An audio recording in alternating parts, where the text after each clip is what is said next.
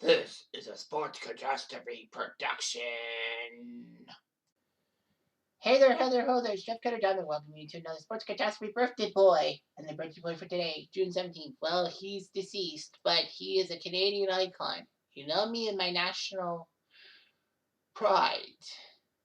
He was a Canadian boxer and the only Canadian-born world heavyweight boxing champion of all time. Max Lewis doesn't count because he was born in England. He was the first to actually travel the globe to defend his title. He made 13 title defenses and was usually the underdog. He looked good, but unfortunately Tommy Burns did lose to Jack Johnson, the great black champion. Burns was actually the first heavyweight to fight with a Jewish challenger. He also fought with a Native American on his way to the championship.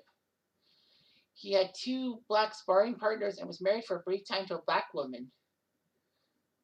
So yeah, he was racially motivated. Anyway, Tommy Burns is his name. He was born in 1881 and died in 1955. He was 73 years old. He was 5'7", with a reach of 73 inches. He was born in Hanover, Ontario. That's by Guelph, I think, or Cambridge. But anyway, he was the 12th of 13 children of an impoverished Italian-Canadian family. Well, his name was Noah Brusso. So anyway, his family lived mainly in Grey and Bruce County before moving to Galt. He would grow up in difficult circumstances because 5 of his siblings died before being adults. He would do his prize fighting career in Detroit, and he actually started his career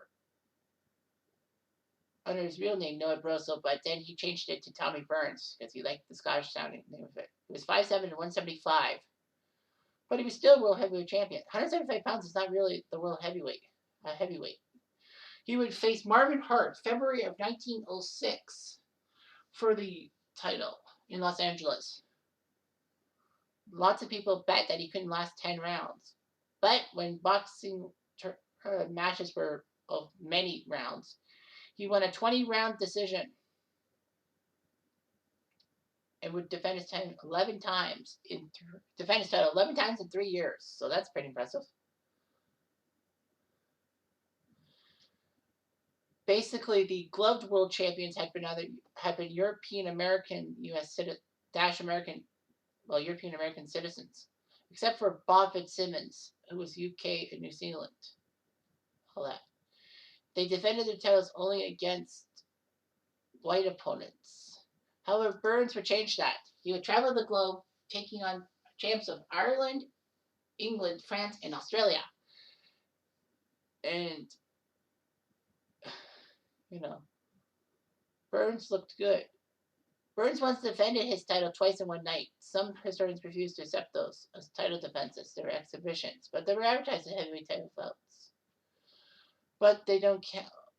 They didn't really count.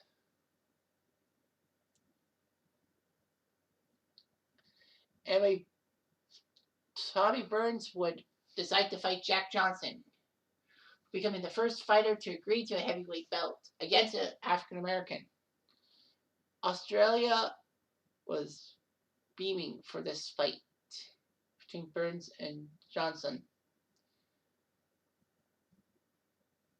In the 14th round out of 20, Burns tried to land punches, but he couldn't. He was unable to continue. Well, actually, Burns refused to fight Jack Johnson until the Australian promoter paid him $30,000.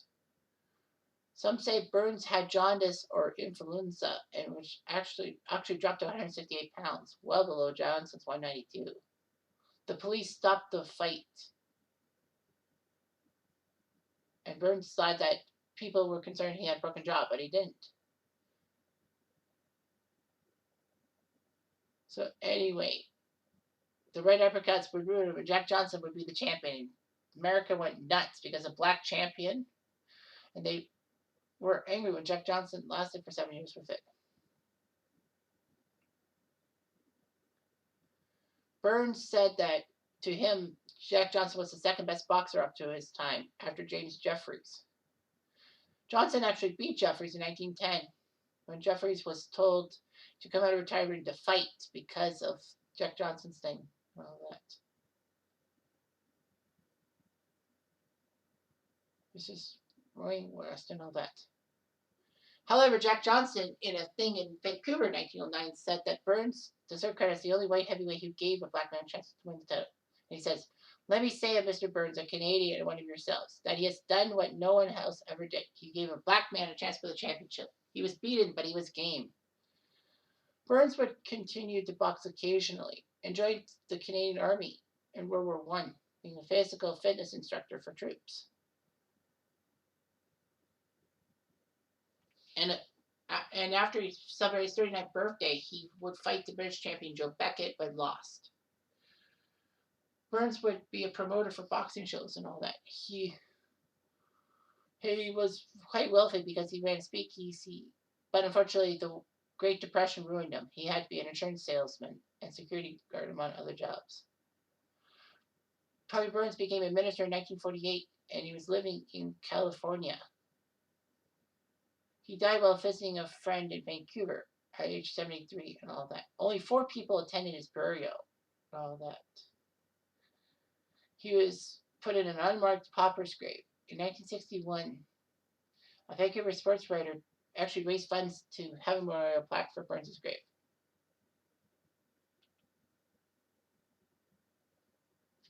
So anyway, a lot of people said Burns was the most overlooked heavyweight champion in history. Best remembered today as the man who Jack Johnson beat to become the first black champion. Burns was the first truly international heavyweight champion because he would defend his title around the world, whereas other people didn't.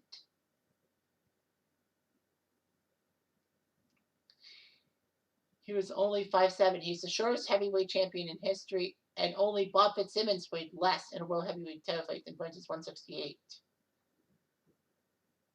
His reach was 74 inches, or just 3 inches longer than Mike Tyson's. Burns' 8 consecutive title defenses by knockout/stoppage are still a record, although it's joined by Larry Holmes. And Burns would become the first world heavyweight champion to win by points.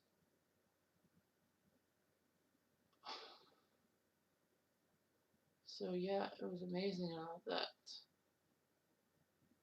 Burns' reign was 2 years and 10 months, the 19th longest in heavyweight history. His 11 title defenses are the fourth highest in heavyweight history.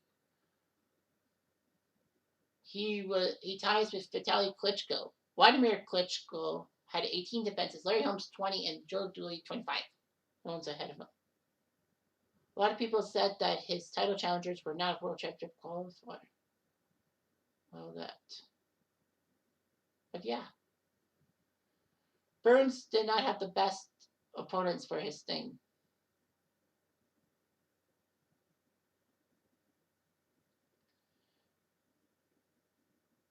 Anyway. Although Trevor Burbeck and Berman Stiverne won a version of the World Heavyweight Championship while being Canadian citizen, Burns is the only Canadian born. Burbeck was born in Jamaica and Stiverne in Haiti. So he was Stiverne was the WBC heavyweight champion in 2014 and 15. Okay. Anyway, Burns has been inducted into many events. He was 47-5 with 9 ties. The ties were big back in the day. But Tommy Burns is an icon and all that.